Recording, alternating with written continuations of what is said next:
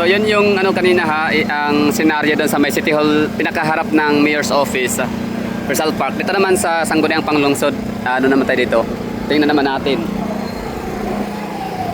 Ayan, no, may mga tao dito nakatambay, pahinga.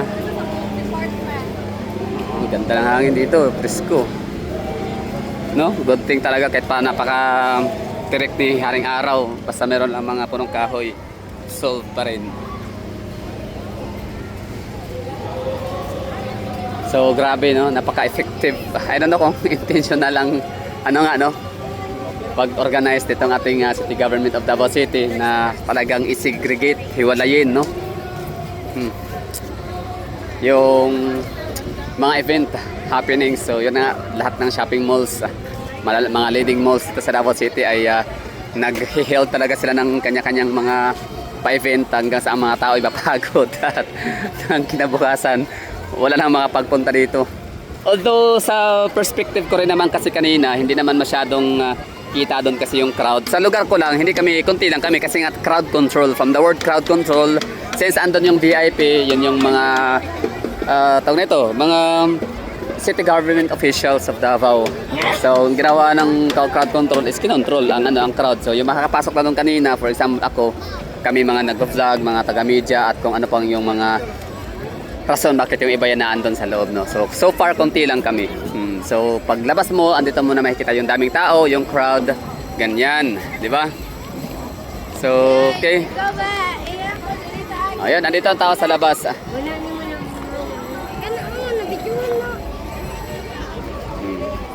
So ito yung crowd pala no, nasa labas pala. Di ko to nakita kanina, hindi ko to na-anticipate na matao pala ang ano, outer side.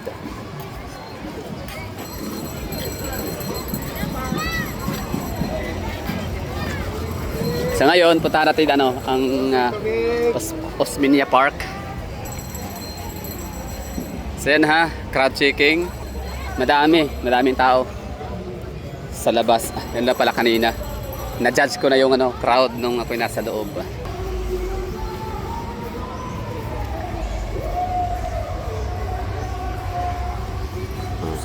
Osmeña Park, o, di ba? Palamig. Pagkatapos dun na tumambay sa napakainit-initan, nanonood ng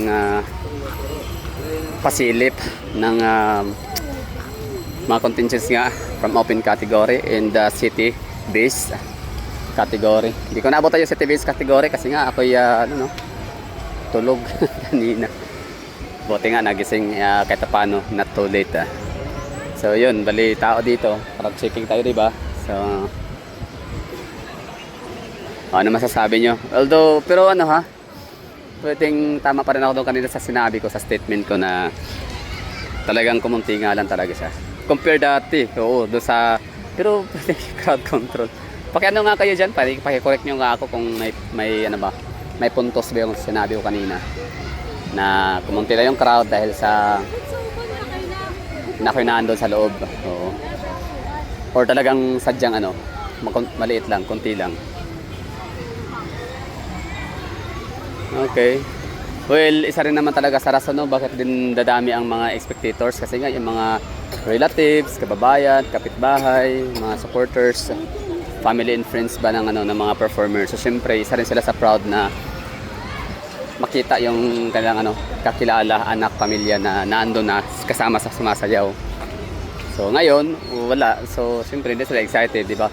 Ba't pa sila gagastos ng pera, mag-book ng mga Airbnbs, hotels kung wala rin naman silang makikita ang mga ano nila, pamangkin, anak, pinsan, relatives na magpe-perform or kasama sa participants.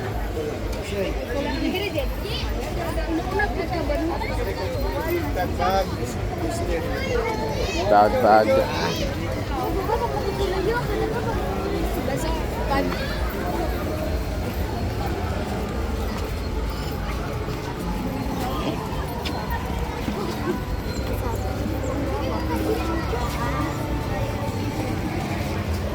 Pamulak Festival Float Parade. So hindi basta-basta makakatawid no? Ayan, pwede na siguro.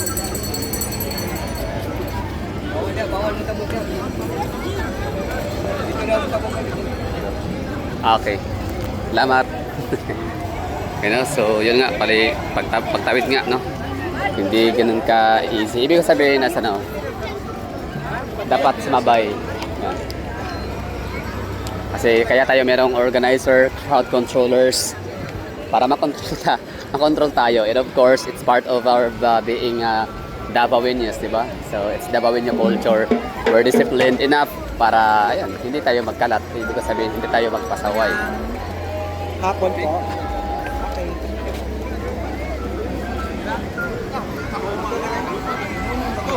Okay. Yun, daming tao dito. Okay.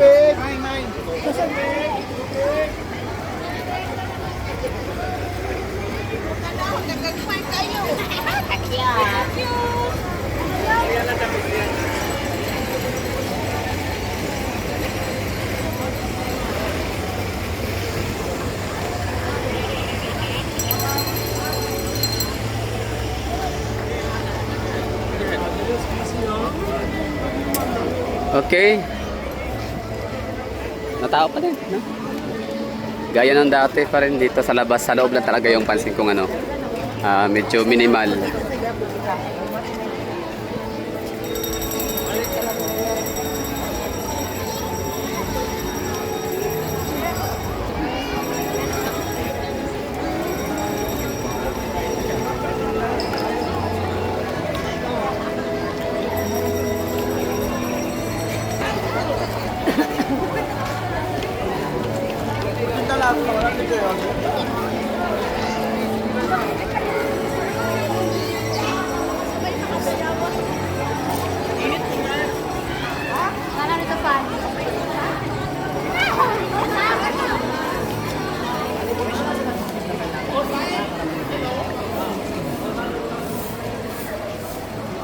Yan, sa init, no? Pansin mo mga tao dito, sila dumadaan lahat. Dito na portion wala kasi mainit. Init ng araw yun.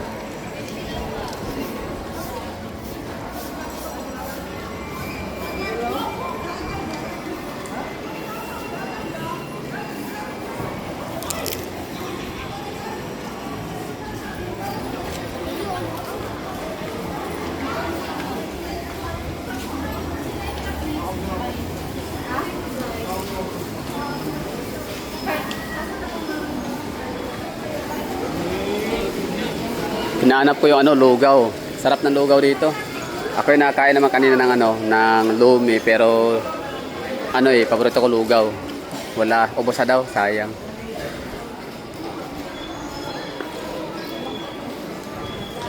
Ice cream.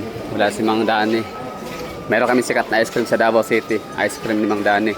Trending yun ng araw. Ay wala na.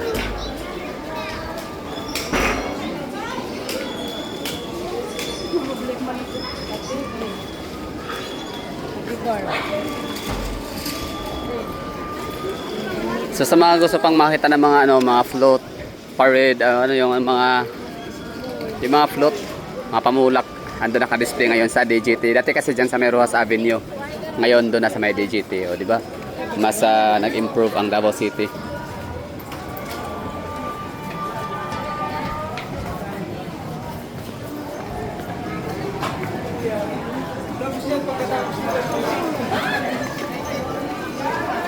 Oh, sa mga Tagalog pala, no, mga Tagaluson, maraming thank you din sa pamamasyal sa Davao, no.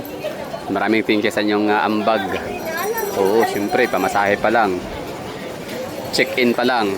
Pera na 'yon, no. Dagdag na 'yan ng GDP sa aming City Government of Davao. Huwag kayong mag-alala kasi hindi naman kukurakotin yan ng mga Duterte dahil Davao City is one of the city or the one and only city yata na debt free. Walang pagkakautang pero marami kayong makikita mga infra projects. So maraming thank you sa inyong ano, ambag, no. Maraming thank you sa inyong mga contribution. Very much appreciated and very much welcome kayo dito. At maraming salamat siyempre sa pakikisama. Alam naman natin sa Metro Manila and some parts of Luzon na ang mga tao hindi naman talaga sila ganun ka disiplinado. Di ba? So alam nila Davao City is very mga tao dito. Nagkakaisa kami. Pagdating nga sa kalinisan, peace and security. So kahit paano na-observe ko ito based on my observation sa aking mga nakasalubong. Hindi nakasalubong literal na I mean literal na nakasalubong, hindi ko na nakikilala. Parang maririnig ko lang nagtatagalog sila ganyan. Tapos masyado silang hindi sa masyado pero medyo conscious silang konti ganun no. Kung pwede ba doon, pwede ba dyan, anong gagawin, yung mga ganun. Kasi ayaw nila maka-offend. So in that point, parang nakakataba ng puso na pinapahalaga nila no? Yung natin, kultura as Davaoenyo. Na nga tayo, we're trying to be disciplined all of the time, most of the time. So kahit ako din naman as Davaoenyo, pag ako napunta rin sa ibang lugar, ayaw ko rin maka-offend no. The best as I can. Kahit pa sabihin natin anong tawag dito. Yung basta talagang nagbibigay ako ng mga reactions, nagbibigay ako ng mga opinion. Unsolicited opinion ba tawag dyan? Basta pero talagang sinusubukan ko talagang hindi maka-offend. So real talk at the same time may justifiable din naman, di ba? Parang ganun lang. So mas mas pinapanaig ko talaga sa sarili ko yung respeto sa kultura ng bawat lugar na napupuntahan ko. Although parte ng aking content talaga yung magsabi ng totoo or hindi man totoo, kumbaga ng aking obserbasyon lang pala. Kasi umutag bioderm bioderm na sabon, okay. So, so yun, hindi naman din, bakit sinabi na hindi totoo? Kasi doesn't mean na meron ka opinion is totoo na yun. Kumbaga, ang opinion kasi sometimes, nagkataon lang yan. Maaaring nagkataon lang ba, no, na pagpunta mo doon, madumi yung lugar nila. So, baka nagkaroon ng lagnat lahat na isolate lang mga street sweepers nila. So, walang magwawalis. Parang ganun lang. So, baka nagkataon lang ng may mga instances kasi na ganyan, di ba? So, it doesn't mean na yun ang na-observe ko at that day, at that time, ay yun na yun siguro as a whole. Pero yan, may mga citizens din naman, may mga naninirahan, mga residente, mga locals na yun, nag-confirm din na totoo. Tama ka. What you say is what you get. Ganyan nga talaga sa lugar namin. Walang pakialam yung mayor namin sa mga ganyan. Mayaman nga, madumi naman. Billionaire city nga. Kalat din naman. Kasi nga, kinurakot ang budget para sa maintenance and beautification.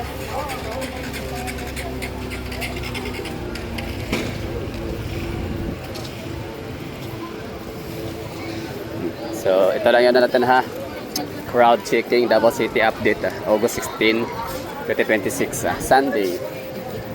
So kumusta ang kadayon experience so far? Okay naman talaga no.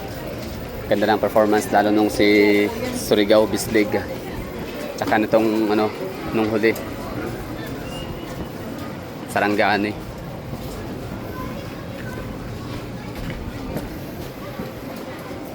So good job sa crowd control, well implemented, well organized, and of course din sa mga dayo, sa mga turista namin. So maraming salamat sa pagdalaw nga. Thank you sa cooperation, pakikisama no? At least dito masubukan nyo yung manirahan sa isang lugar na may disiplina ang mga tao mostly. Lumang restaurant pero ngayon kain tayo. Kain, titingin lang, bawal kumain at napatulog. So ubos na yung pagkain. So, wala ang choice. Jollibee. Kawawa si Jollibee, no? Kumbaga, hindi lang sa kawawa. Kumbaga, pat ganun. Parang nagiging na lang, no? Choice na lang. Walang choice sa Jollibee na lang. Samantalang dati, pag birthday, di ba? Jollibee. Astig yung birthday mo kapag naka-Jollibee ka. Pero ngayon, walang pagkain na, di na, ubos na. Kaya ito, Jollibee. Pero baka may madaanan pa tayo dito area na may pagkainan. Basta diretso lang tayo sa pag-vlog hanggang sa makarating tayo ng Rojas Avenue.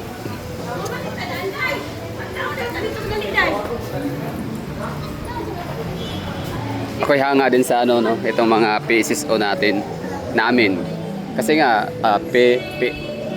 public safety and security officers. So, sila yung gumagawa ng trabaho para manatiling ligtas ang lahat, no? Kumbaga, isa sila sa mga security clusters natin. So, meron tayong mga Task Force Davao, City TMO, yung mga nakadilaw. Meron tayong mga kapulisan. Meron tayong mga PCSO. Meron tayong mga police auxiliary. So, yung mga yon, yung 5 clusters na yon, security clusters ay very commendable yung service kasi nga hindi sila talaga na-overwhelmed, no?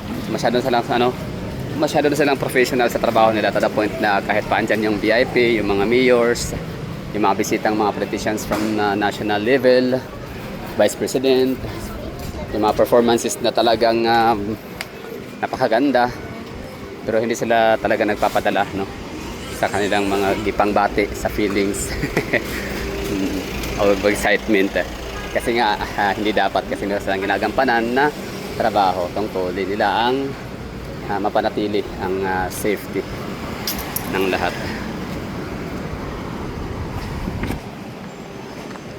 So marami silang pwedeng mamiss na mga opportunity na yan nga, makakita ng artistang mga ganda, mga celebrity sikat, di ba?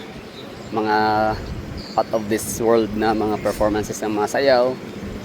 So hindi na masyado yun ma-enjoy kasi nga ang kalang mata ay nasa paligid-ligid, observing, no, para sa mga suspicious na mga looks, suspicious moves and suspicious items.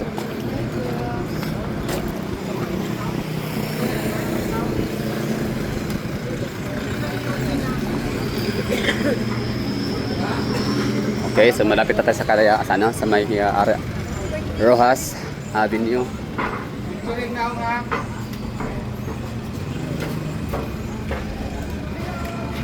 So marami pang maging pwedeng puntahan ngayong araw ng linggo. So pwede kayong pumunta ng Coastal Road ulit para sa mamaya Grand Showdown. Oo, final performance ng natin, mga indak-indak participants. Tapos pwede kayong pupunta sa Davao Global Township para magpa-picture sa mga pamulak, float parade. At pwede rin kayong pumunta sa mga malls, no? Maraming artista mamaya. Ayala Mall Abriza, Gaisano Mall Toril, SM Lanang, SM City Davao. Di ako sure kung may artista doon.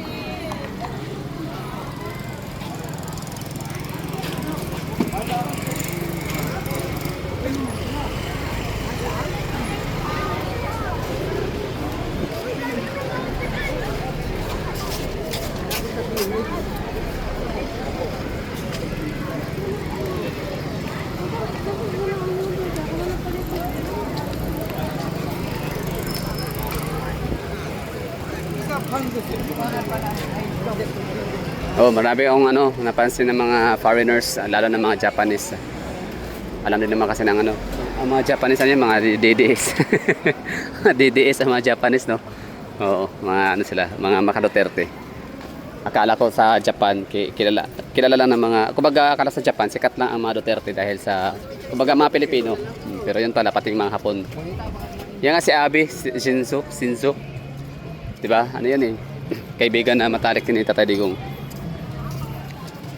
Hanga yun kasi nga presidente kaibigan niya, presidente ng Pilipinas. Parang first time ever niya nakakita ng presidente ng Pilipinas na ganoon kasimple ang buhay. Maliit na bahay, simpleng bahay, very ordinary. So siguro pinamalitan niya yan sa kanyang mga constituents, no? Kanyang mga citizens na yun, magaling. Kakaiba ang napakasimple, napaka down to earth ng presidente ng Pilipinas. Tunay na alagad ng bayan. So yun, mga DDE sa mga Japanese. Ang daming Japanese na natin na mataan. Katabi, kasamahan sa linya. Ayan, mga Hapon. Ang galing. Tapos nakatuwa rin naman to natin, mga event organizers sa City of Davao kasi hindi masabi ni VIP nila pero yung parang pinaparamdam nila yung welcome. Kasi although wala naman silang pakialam doon sa welcome na yan na VIP sila o Japan sila. Wasang pakialam doon kasi alam naman natin mga Japan, mga Japanese hindi mga entitled yung mga yan, di ba? Pero yun, natuwa ako kanina kasi parang binigyan sila ng upuan, ganyan, pinaupo, pinicturean, tapos parang in-interview, ganyan. No? Nice one, nakakatawa. So, that would be all. Thank you for watching Freedom Park, Rojas Avenue. So, wala nang mga nakadisplaying mga floral float kasi naando na sa Davao Global Township ang venue. So, that would be all. Thank you for watching. I have to say bye-bye and ingat kayong lahat dyan.